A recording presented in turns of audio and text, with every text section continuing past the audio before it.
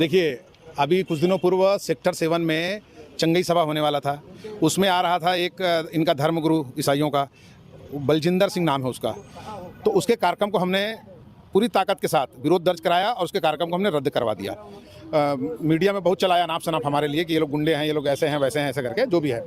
और वो बोला कि मैं छत्तीसगढ़ आऊँगा, कार्यक्रम करूँगा। तो उसी परिप्रेक्ष्य में ये सारंगढ़ में 14 नवंबर आने का इसने तय किया। जब हमारे नज़र में आया तो हमने वहाँ के कार्यकर्ताओं से तुरंत बात किया और तुरंत बात करने के बाद हमने उस कार्यक्रम को भी आपत्ति लगवाया। अब उसमें उसको ये समझ में आ रहा है कि इसकी दुकानदारी बंद हो रही है। दोस्तों अभी मैं आप लोगों के साथ में रतन यादव का एक वीडियो शेयर करने जा रहा हूं। आप लोग जानते हैं कि पिछले दिनों में प्रॉफिट बजिंदर सिंह का छत्तीसगढ़ के अंदर जो मीटिंग होने वाला था, उस मीटिंग को रोकने के लिए जो रतन यादव है, ज्योति शर्मा है और बजरंग दल के जितने भी लोग हैं, उन्होंने विरोध जताया और कहीं ना कहीं उस प्रार्थना को नहीं होने दिया। कुछ बातों की वजह से वो प्रार्थना रुकी, लेकिन अभी 14 नवंबर को जो फिर से छत्तीसगढ़ के अंदर जो प्रॉफिट बजिंदर सिंह की मीटिंग होने वाली है, इस मीटिंग को लेकर फिर से ये लोग इस बात का छेड़छाड़ कर रहे हैं कि हम यहाँ पर मीटिंग नहीं होने देंगे। और अभी कुछ बातें सामने निकल कर आई हैं जो कि आप लोग इस वीडियो में देखें, फिर आगे हम बात कर। देखिए, अभी कुछ दिनों पूर्व सेक्टर 7 में चंगई सभा होने वाला था। उसमें आ रहा था एक इनका धर्मगुरु ईसाइयों का, बलजिंदर सिंह नाम है उसका।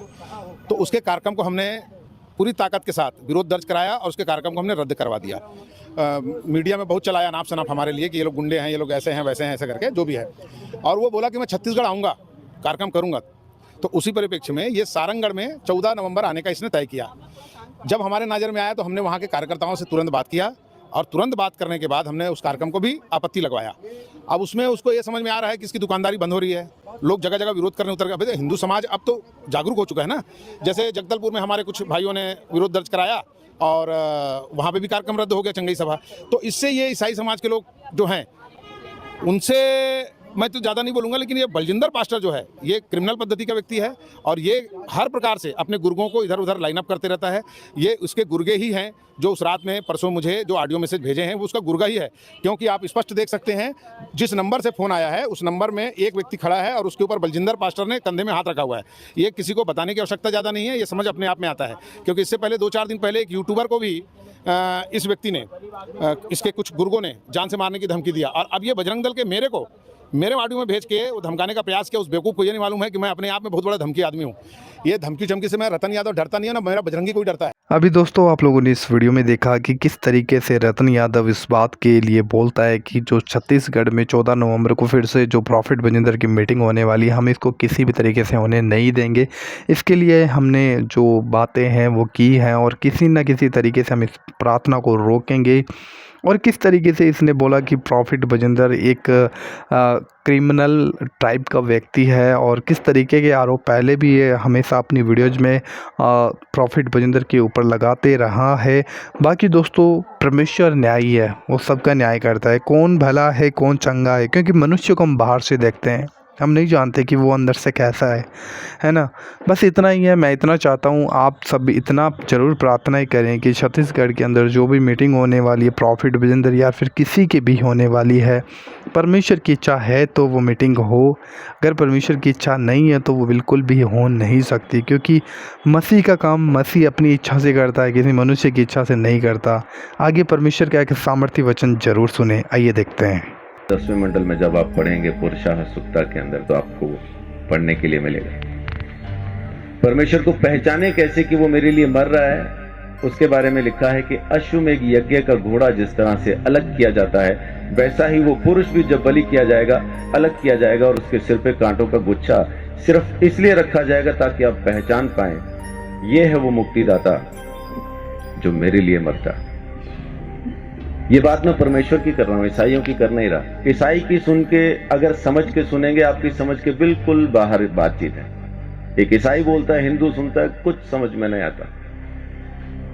लेकिन जब एक पापी बोलता है मैंने उद्धार पाया, आप भी पा सकते हैं और परमेश्वर की जरूरत आपको भी है, तो समझ में आने लगता। तो इसलिए हिंदू मुस्लिम सिख ईसाई की चादर तो पहले उतार के फेंक दे। परमेश्वर चाहिए तो हिंदू को मिलेगा नहीं, किधर भी लिखवा लो।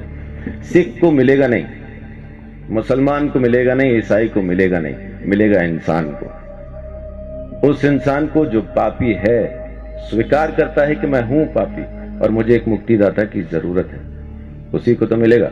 पहलवान को डॉक्टर की क्या जरूरत है? जरूरत तो मरीज को है। तो धर्मी को परमेश्वर नहीं चाहिए, परमेश्वर तो पापियों को चाहिए, और पापियों को बचाने ही वो जमीन पे आया है। यही उसकी मोहब्बत है। तो मैं अपनी बात को यहां खत्म करता हूं कि परमेश्वर प्रेम है। बाइबल के अंदर लिखा है, पहला यूहन्ना की पत्री में 4 अध्याय में लिखा है कि परमेश्वर प्रेम है। उसके प्रेम को समझेंगे तो आप अपने पापों से मुक्ति पा सकेंगे। दोबारा जन्म होना नहीं है आपका। माफ कीजिए, एक चीज ये छोटी सी क्लियर करके मैं अपनी बात को खत्म करूंगा, क्योंकि अपन को शैतान ने एक वहम में डाला हुआ है कि इस जन्म में नहीं तो अगले में मुक्ति हो जाएगी, इसलिए अपन आराम से बैठे। कहने वाले ने कहा था काल करे सो आज कर, आज करे सो अब, पल में प्रलय होगी, बहुरी करेगा कब। लेकिन शैतान ने बोला आज करे सो काल कर, काल करे सो परसों। इतनी जल्दी क्या पड़ी है जब जीना है बरसों। बच्चे, आपका नाम क्या है? ध्रुव। आपके बच्चे कहां हैं? अजीब सवाल है। उम्र क्या है आपकी? 9 साल के बच्चे से मैं पूछ रहा हूं कि आपके बच्चे कहां हैं? आम के पेड़ पे जो मई जून में आम लगने हैं, इस वक्त कहां हैं? बहुत बहुत शुक्रिया। गुरुजी कहते हैं आम में, उसी पेड़ में वो आम है जो मई जून में दिखाई देंगे। तो ध्रुव के बच्चे कहां हैं? ध्रुव में। जब उसका मौसम आएगा बच्चे नजर आएंगे। तो जब ध्रुव नहीं था तब उसके बच्चे कहां थे? पापा में। और जब पापा नहीं थे तब ध्रुव के बच्चे कहां थे? दादा में। जब दादा नहीं थे तो कहां थे? तो उनके पिता में, उनके पिता में, उनके पिता में। ऐसा अपन किताब को फोल्ड करते जाएं तो उस आदम में पहुंच जाते हैं जिसको परमेश्वर ने बनाया, और उसमें बीज डाल के कहा अब तुम पैदा करो। हर जानवर को, हर प्राणी को, हर चीज को परमेश्वर ने बीज के साथ बनाया और आज्ञा दी अब तुम पैदा करो। तो जब परमेश्वर ने आदम को बनाया, हम आदम में थे। जब परमेश्वर ने आदम को यह आज्ञा दी ये फल ना खाना, तब हम आदम में थे। जब आदम ने आज्ञा तोड़ी तब हम आदम में थे। जब आदम परमेश्वर से अलग हुआ तब हम आदम में थे। इसी तरह से हम परमेश्वर से अलग हो गए। हमने किया कुछ नहीं, खाया पिया कुछ नहीं, गिलास तोड़ा 12 आना किया आदम ने, अलग हम हो गए।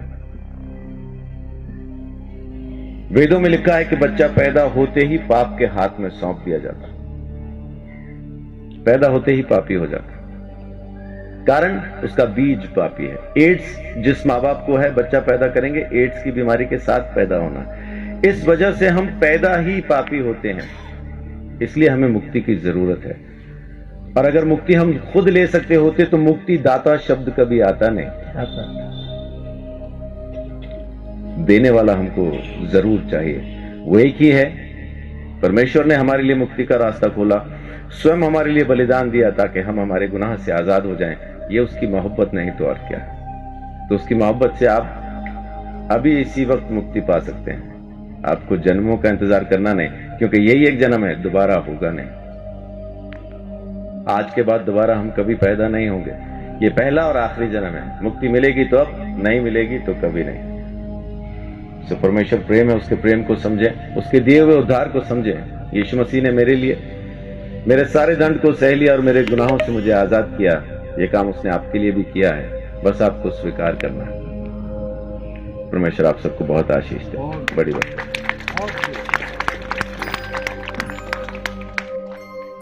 बहुत बहुत धन्यवाद पास्टर संदीप चौधरी जी का। मेरे सवाल का इन्होंने बड़े सरल रूप में उत्तर दे दिया। और अगर यही चीज हम सभी के समझ में आ जाए तो हमारा भटकाव खत्म हो जाए। मैं इनका बहुत बहुत धन्यवाद करता हूं कि इस गुरुदेव के रचित सर्वधर्म सम्मेलन के अंदर आपने पहुंचकर इस उत्सव की शोभा बढ़ाई है। मैं आपका बहुत शुक्रिया अदा करता हूं।